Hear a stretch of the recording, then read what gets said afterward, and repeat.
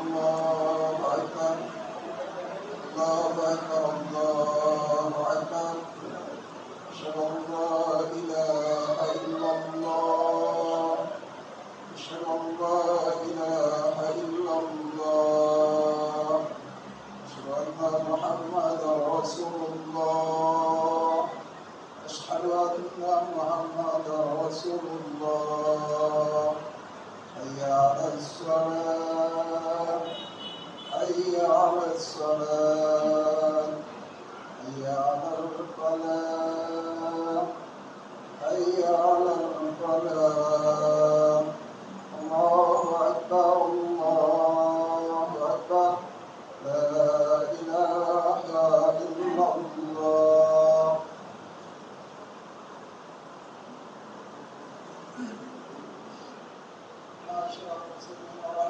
الله ويا النبي رضي الله عنه أنه قال رسول الله صلى الله عليه وسلم أيام الجمعة الأيام عند الظهر وعند المساجد العتبتين فيها رمضان والركعتين من الظهر فإذا سيد قديم على المنبر ومن يتقلد نازلا أنصتوا واستمعوا وأطيعوا رحمكم الله.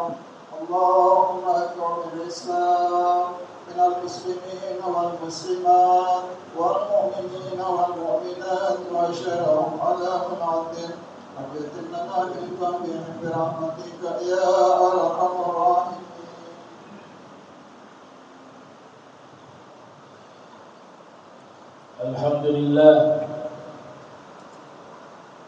الحمد لله رب العالمين نستعينه ونستغفره ونعوذ بالله من شرور أنفسنا ومن سيئات أعمالنا من يهد الله فلا مضل له ومن يضلل فلا هادي له أشهد أن لا إله إلا الله وحده لا شريك له وأشهد أن سيدنا محمدا عبده ورسوله.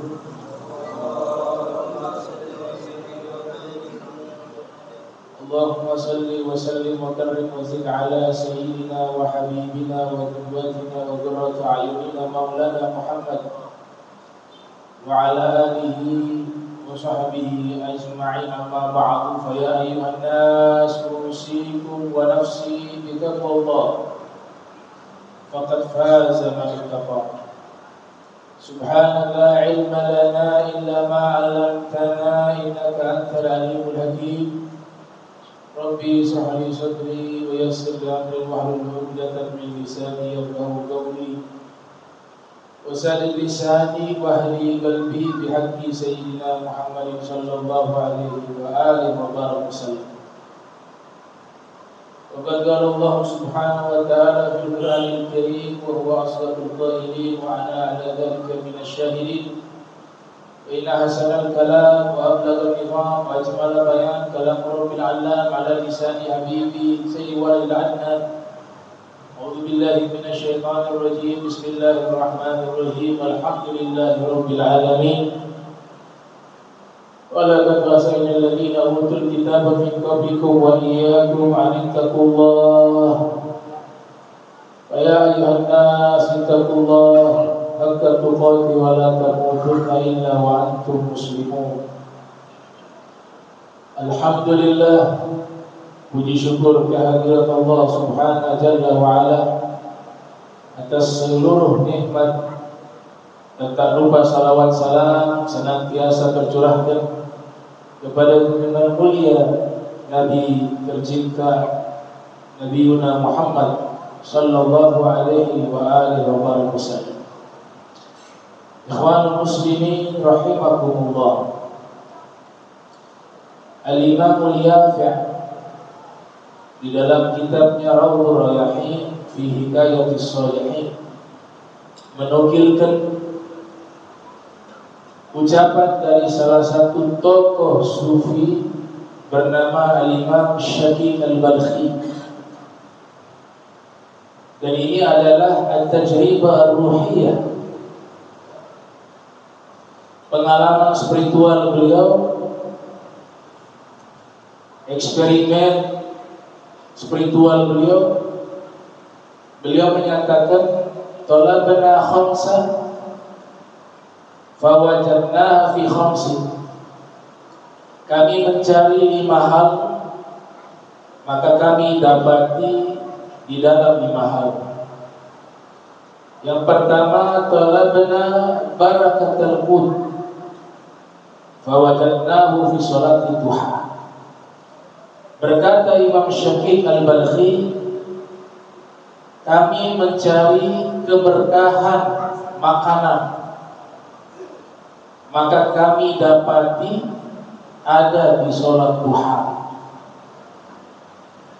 Kita diajarkan sebelum makan untuk membaca doa makan. Di dalam doa makan itu yang pertama kali yang kita minta kepada Allah adalah keberkahan di dalam makanan. Allahumma barik lana fima razaqtana wa qina azabannar. Ya Allah, berkahilah untuk kami rezeki yang Engkau rizkikan kepada kami, dan lindungilah kami dari azab neraka. Kenapa kita meminta terlebih dahulu sebelum makan? Agar Allah berkahi makanan kita. Karena barokah fi ta'am wa syarab, atau kama qala Syafi'i Al-Balkhi barakatul qut. Karena makanan yang diberkahi oleh Allah Subhanahu wa taala itu akan memunculkan energi yang baik di dalam tubuh kita, sehingga kita akan dengan mudah melakukan kebaikan dan ketaatan kepada Allah Subhanahu wa taala. Para ahlul lughah mengatakan barakah maknanya ziyadatul khair fi syai', atau disebut thubutul khair ilahi fi syai'. Arti dari barokah adalah Allah tambahkan kebaikan kepada sesuatu. Artinya makanan itu menjadi baik. Atau disebut ketetapan Allah menetapkan sesuatu ada tambahan kebaikan. Itulah disebut dengan barokah. Orang yang sulit melakukan kebaikan atau orang yang sulit melakukan ketaatan, bisa ada 2 kemungkinan. Dan ini berkaitan dengan makanan yang ia makan. Yang pertama, bisa jadi makanan yang ia makan itu izalatul barakah, tidak ada keberkahan. Maka jangan pernah lupakan doa ketika makan. Atau kemungkinan kedua, seseorang ini sulit melakukan ketaatan dan kebaikan karena makanan yang ia makan adalah makanan-makanan yang haram. Haram terbagi 2 menurut para fuqaha, ada haram bidzati, ada haram bighairi dzati. Ada yang haram secara zatnya, yaitu seperti daging babi, mohon maaf, daging anjing, atau daging sapi, kambing yang mati tidak melalui proses sembelihan secara syar'i, itu juga menjadi haram secara zat. Atau bisa juga yang kedua, makanan yang dia makan secara hukum zatnya halal, tapi cara mendapatkannya rezeki tersebut dengan cara yang haram, maka dia menjadi haram bighairi dzat. 2 hal inilah yang membuat energi kita itu menjadi energi yang negatif, sulit melakukan kebaikan karena sebab makanan yang kita makan tidak barokah, atau yang kedua, sesuatu yang kita makan, yang kita konsumsi ada kandungan keharaman di dalamnya. Para ulama mengatakan man akalal halal atau jawarihu sya'am abad, wa man akalal haram asad jawarihu sya'am abad. Siapa yang memakan makanan yang halal pasti tubuhnya taat kepada Allah, dan siapa yang memakan makanan yang haram pasti tubuhnya akan bermaksiat kepada Allah Subhanahu wa taala. Kata Imam Syafi'i Al-Balkhi, beliau sudah bereksperimen. Kami mencari keberkahan makanan, ternyata kami dapati di dalam apa? 2 rakaat sholat duha. Di dalam hadis Nabi katakan yusbihu kullu sulam, setiap pagi seluruh ruas-ruas tubuh kita meminta sedekah. Maka membaca zikir tahmid sedekah, membaca tahlil sedekah, membaca takbir sedekah, membaca subhanallah sedekah. Itu sedekah untuk ruas tubuh kita. Tapi kata Nabi, wa yu'zi min dzalika rak'atani yarfa'uhuma min ad-duha. Tapi dia ketika sholat 2 rakaat duha, seluruh ruas tubuhnya itu sudah terpenuhi sedekahnya, cukup dengan 2 rakaat. Apa korelasi dengan keberkahan makanan?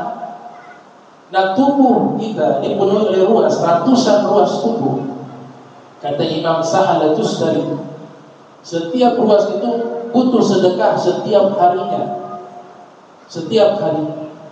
Tubuh yang sudah disedekahkan, maka makanan yang masuk ke dalam tubuh secara otomatis menjadi barokah, menjadi kebaikan. Itulah yang beliau katakan, kami mencari keberkahan makanan, ternyata kami dapati keberkahan itu terletak di 2 rakaat sholat duha. Yang kedua kata beliau, talabna dia al-kubur fawajadnahu fi qiyamil lail atau fi riwayah fi sholatil lail. Kami mencari amalan yang bisa membuat kuburan kami itu bercahaya, terang. Ternyata kami dapati itu terdapat di dalam sholat malam, qiyamul lail. Allah Ta'ala berfirman, wa minal laili fatahajjat bihi nafilatan lak 'asa an yab'atsaka rabbuka maqaman mahmuda. Sebagian malam gunakanlah untuk sholat malam sebagai tambahan keuntungan untuk kalian, dan Allah akan tempatkan kalian ke pangkat yang mulia. Salah satu fadilah sholat malam, kata Imam Syafi'i Al-Balkhi, dia menjadi lampu di dalam kuburan kita. Kuburan itu gelap gulita. Kalau kita ingin memberikan cahaya di kuburan kita, maka banyaklah melakukan sholat malam, sholat lail. Kita di dunia tidak mampu dengan gelap, apalagi di kuburan. Maka cahaya ini adalah satu bentuk kewajiban bagi kita. Jika kita ingin kuburan kita itu terasa nyaman, terang, bercahaya, maka banyakkan untuk melakukan sholat malam. Ya ayyuhal muzammil qumil laila illa qalila nisfahu aw inqus minhu qalila wa rattilil qur'ana tartila. Kalau tidak bisa dengan beberapa rakaat, Allah Ta'ala mengatakan illa qalila, sedikit saja. Nabi katakan seperti memeras susu sapi sekali peras, walaupun sesaat. Karena ini amalan akan menjadi lampu yang menerangi kuburan kita. Wassalatu nurun, kata Nabi, salat itu adalah cahaya. Nawiru manazilakum bis-sholati. Rasul bersabda, terangilah rumah-rumah kalian dengan salat. Makna rumah di sini 2. Rumah yang pertama, rumah kita di dunia. Kalau kita ingin memberikan cahaya di rumah kita, tentu dengan makna spiritual, bukan besi, bukan sesuatu yang konkret seperti lampu yang kelihatan cahayanya. Tidak, dia secara maknawi. Rumah itu bercahaya jika diisi dengan ibadah. Salah satunya adalah sholat sunnah di rumah. Rumah yang kedua, kuburan. Karena Nabi katakan, al-qabru awwalu manzilin min manazil akhirah wa akhiru manzilin min manazil dunya. Kuburan itu adalah rumah pertama di alam akhirat, sedangkan kuburan adalah rumah terakhir di alam dunia. Nabi sebutkan kuburan itu dengan lafaz manzil. Manzil bermakna al-bait, rumah atau ad-dar. Maka cahaya tersebut kita lakukan dengan apa? Dengan sholat, memberikan cahaya di kuburan kita. Yang ketiga kata beliau, talabna jawab munkar wa nakir, fawajadnahu fi qiraatil Qur'an. Kami mencari amalan yang mempermudah kami menjawab pertanyaan malaikat munkar dan nakir di dalam kuburan. Kita meyakini bahwa di saat kita meninggal dunia itu bukan akhir dari kehidupan, tapi justru awal dari kehidupan. Di dalam kuburan ada malaikat yang ditugaskan memberikan pertanyaan kepada kita. Man rabbuka, wa man nabiyuka, wa ma dinuka, wa ma kiblatuka, wa ma imamuka, wa man ikhwanuka. Pertanyaan pertama, siapa Tuhan? Siapa nabimu? Pertanyaan kedua, apa agama? Pertanyaan ketiga. Pertanyaan keempat, apa arah kiblat? Pertanyaan kelima, apa imammu?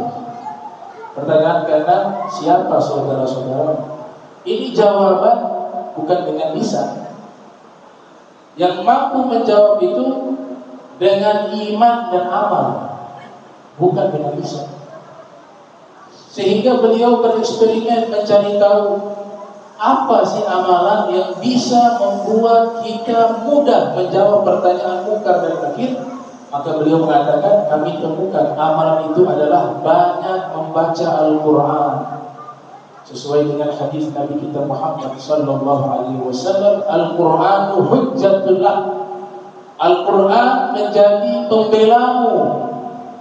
Apa makna pembelamu? Membela dan menolongmu menjawab pertanyaan malaikat munkar dan nakir di kuburan, dan membela dan menolongmu di hadapan Allah di yaumil qiyamah. Iqra'ul Qur'ana fa innahu ya'ti yaumal qiyamah syafi'an li ashabihi. Bacalah Al-Quran, bacalah Al-Quran, bacalah Al-Quran, karena Al-Quran akan datang di yaumil qiyamah menjadi pemberi syafaat bagimu di hadapan Allah Subhanahu wa taala. Baca, renungkan, amalkan, pelajari di hadapan ulama makna-makna Al-Quran. Jangan sampai masuk kepada ayat yang menyebutkan orang-orang yang memboikot Al-Quran. Ittakhadhu Al-Qur'ana mahjura. Sesungguhnya mereka telah memboikot Al-Quran. Qal mufassirun, ulama-ulama ahli tafsir menafsirkan makna memboikot Al-Quran, mengembargo Al-Quran adalah Al-Quran ada di rumahnya, tapi tidak pernah dia membuka dan membacanya. Itu maknanya memboikot Al-Quran. A'udzubillah.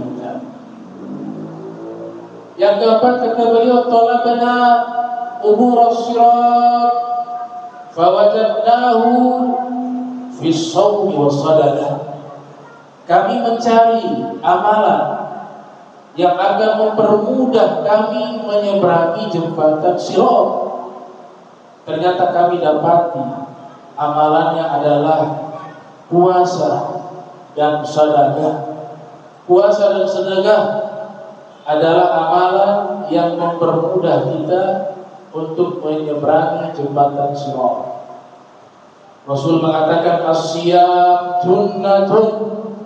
Puasa adalah pelindung daripada azabnya Allah, pelindung dari godaan hawa nafsu, pelindung dari tergelincir dari sirat. Was-sadaqah tasuddu 70 baban min abwabil bala. Kemudian Nabi katakan sedekah itu menutup 70 pintu musibah. Maknanya menutup 70 pintu musibah, bukan hanya di dunia, tapi juga musibah di akhirat. Bahkan itulah musibah yang sesungguhnya. 70 pintu musibah, di antaranya musibah tergelincir dari jembatan Sirat. Karena disebutkan di dalam kitab-kitab para ulama, orang yang tergelincir dari jembatan Sirat, dia akan terjatuh terjatuhnya kemana? Ke jurang neraka. Ya min ahlina, orang-orang yang tergelincir jatuh dari jembatan Sirat, mereka adalah orang-orang penghuni neraka. Walaqad jara'na li jahannam katsiran minal jin wal ins. Allah sudah buat janji, kami akan penuhi neraka jahanam banyak dari bangsa jin dan manusia. Allah ciptakan surga, insya Allah surga penghuninya juga banyak orang baik, banyak orang soleh. Ya. Para nabi disebutkan, nabi dan rasul secara keseluruhan jumlahnya 124.000 orang. Sahabat wa ahlul bait juga jumlahnya 124.000 orang. Tabi'in jumlahnya ratusan ribu. Para aulia, para ulama jumlahnya ratusan ribu. Itu yang dikenal, belum yang tidak dikenal. Mana dikenal termuat di dalam kitab-kitab para ulama. Dalam kitab Hilyatul Auliya wa Tabaqatul Asfiya karya Abu Nu'aim Asbahani, itu 9 jilid membahas biografi orang-orang soleh. 9 jilid. Belum juga kitab Syiarul A'lamin Nubala karya Imam Az-Zahabi. Ada puluhan jilid biografi orang-orang soleh. Banyak surga. Tapi harus diingat, Allah juga mengatakan banyak juga penghuni neraka. Kafir. Dari golongan apa? Jin dan manusia. Maka di dunia ini Allah berikan pilihan kepada kita. Fa'alhamaha fujuraha wa taqwaha. Silakan kalian bebas memilih jalan kalian. Yang mau tempat tinggalnya di neraka, silakan. Hidup di dunia tidak usah taat kepada Allah. Silakan. Allah tidak ambil untung daripada ketaatan kita, dan Allah tidak akan rugi dari kemaksiatan kita. Silakan. Kemudian Allah katakan, dan yang memilih jalan kebaikan, ketaatan, silakan kalian. Karena nanti kalian akan menempati surga yang aku sediakan. Lil muttaqin, bagi orang-orang yang bertakwa. Alladzina yunfiquna fis sarra'i wad dharra'i wal kadhimina al-ghaidh wal 'afina 'anil nas wallahu yuhibbul muhsinin. Orang-orang yang menghuni surga adalah muhsinin, orang-orang yang berbuat baik ketika hidup dunia. Al-jannatu laysal balas. Surga itu mahal, tidak gratis. Dunia yang murah ini saja kita butuh perjuangan, mati-matian, bahkan rela meninggalkan kewajiban Allah, bahkan dengan segala cara. Padahal hasil yang dia dapat sekalipun sukses sebelah sayap nyamuk, kata Nabi Muhammad SAW. Wa akhirat akbar wa a'zam wa ajal wa azman. Akhirat lebih mahal daripada itu, lebih berharga daripada itu, lebih agung daripada itu. Ikhwanul muslimin rahimakumullah. Yang terakhir kata beliau, talabna zillallah wa wajadnahu fil khalwah. Kami mencari amalan yang amalan itu menjadi naungan kami di yaumil qiyamah. Rasul menyatakan, sab'atun yuzilluhumullahu fi zillihi yauma la zilla illa zilluh. Ada 7 golongan di hari kiamat, di padang mahsyar, di saat seluruh manusia kepanasan karena matahari didekatkan. Ada 7 golongan, mereka mendapatkan ruang VIP ber-AC khusus di yaumil qiyamah. Siapa mereka? Salah satunya rajulun dzakarallaha khaliyan fa fadat aynah. Seseorang yang mengingat Allah, berzikir kepada Allah khaliyan, dalam keadaan sendiri. Makna sendiri 2 di sini. Sendiri secara fisik, dia sendiri, tidak ada yang tahu amalannya. Dia merenung sendiri sambil menyebut nama Allah. Wa khudurul qalb, menghadirkan dalam hatinya, tidak terasa air mata menetes, teringat dosa-dosanya, dan dia memohon ampun kepada Allah. Kata Imam Ghazali dalam kitab Muqasyafatul Qulub, 1 tetesan air mata yang mengalir karena penyesalan atas dosanya di hadapan Allah, 1 air mata itu walaupun seukuran lalat, setetes air mata itu diizinkan di hari kiamat berbicara dan memberikan syafaat kepadanya. Ainun bakat min khasyatillah, mata yang menangis karena takut kepada Allah, air matanya menjadi apa? Menjadi saksi di hadapan Allah Subhanahu wa taala. Makna yang kedua, mengingat Allah dalam keadaan sendiri, yaitu di dalam hatinya ketika dia menyebut nama Allah Al-Mazhur, yang disebut Allah, hatinya kosong dari segala sesuatu, kosong dari makhluk, kosong daripada pikiran-pikiran kesibukan duniawi. Waktu dia menyebut nama Allah, hatinya hanya terfokus dan terkonsentrasi hanya kepada Allah. Inilah mereka yang akan mendapatkan naungan Allah Ta'ala di yaumil qiyamah. Barakallahu li wa lakum fil Qur'anil Karim wa nafa'ani wa iyyakum bima fihi minal ayati wa dhikril hakim wa taqabbal minni wa minkum tilawatahu innahu huwas samiul alim. Aqulu qawli wa lisa'il muslimin wal muslimat wal mu'minin wal mu'minat al-ahya minhum wal amwat fastaghfiruhu innahu huwal ghafurur rahim. Allahumma salli ala sayyidina Muhammad wa ala ali sayyidina Muhammad.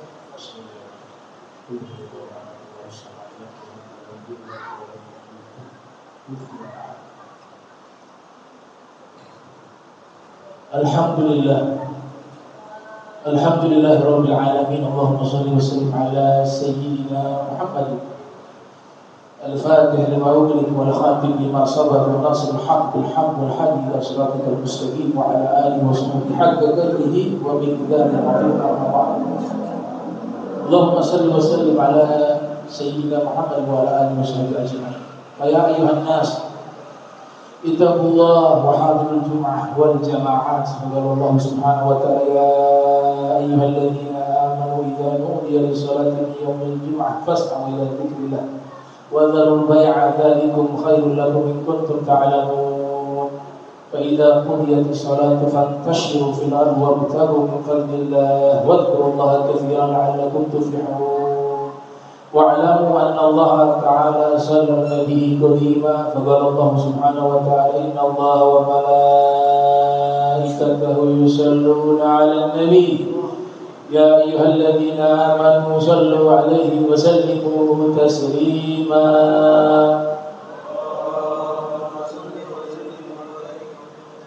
اللهم صل وسلم على سيدنا محمد في الأولين وصل وسلم على سيدنا محمد في الآخرين وصل وسلم على سيدنا محمد في كل وقت وحين وصل وسلم على سيد الأنبياء المرسلين وعلى الملائكة المقربين وعلى عباد الله الصالحين من أهل السماوات والأرضين. ورضي الله تبارك وتعالى عن سادتنا ذوي الفضل سيدنا أبي بكر وعمر وعثمان وعلي وعن سائر أصحاب رسول الله أجمعين والتابعين لهم بإحسان إلى يوم الدين. وانصرنا وارحمنا معه برحمتك يا أرحم الراحمين.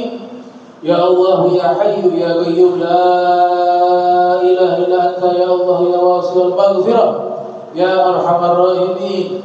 اللهم احمي المسلمين في القدس والغزة في كل فلسطين. اللهم كن لهم عونا ونصيرا. اللهم عليك باليهود الظالمين وصهاينة الغاسلين. اللهم احصيهم عددا واقتلهم بددا ولا تغادر منهم أحدا. اللهم أرنا فيهم عجائب قدرتهم واجعلهم عبرة لغيرهم يا رب العالمين. اللهم انصر إخواننا المستضعفين في فلسطين. اللهم فك بين أسراهم وفرج عنهم كربهم. اللهم اشف مرضاهم وقوي عاجزيهم. اللهم اعن على بلائهم وهون عليهم يا مولانا يا رب العالمين. اللهم ادفع عنا والمسلمين الغلاء والبلاء والوباء والفحشاء والمنكر والسيوف مختلفة والشدائد والمحن ما ظهر منها ما بطن من بلدنا هذا خاصة ومن بلد المسلمين عامة إنك على كل شيء قدير. اللهم انصر إخواننا المسلمين في فلسطين. اللهم انصر إخواننا المسلمين في الشام. اللهم انصر إخواننا المسلمين في هند. اللهم انصر إخواننا المسلمين في باكستان. اللهم انصر إخواننا المسلمين في أفريقيا. اللهم انصر إخواننا المسلمين في الصين. اللهم انصر إخواننا المسلمين في تايلاند. اللهم انصر إخواننا المسلمين من مشارق الأرض ومغاربها بحرها وبرها. اللهم اغفر للمسلمين والمسلمات والمؤمنين والمؤمنات الأحياء منهم والأموات يا قاضي الحاجات يا غافر الذنوب والخطيئات يا أرحم الراحمين. ربنا آتنا في الدنيا حسنة وفي الآخرة حسنة وقنا عذاب النار وادخلنا الجنة مع الأبرار يا عزيز يا غفار يا رب العالمين. وصلى الله على سيدنا محمد وعلى آله وصحبه وبارك وسلم. عباد الله إن الله يأمر بالعدل والإحسان وإيتاء ذي القربى وينهى عن الفحشاء والمنكر والبغي يعظكم لعلكم تذكرون. فاذكروا الله يذكركم واشكره على نسأله من فضله فضله الله. أقيموا الصلاة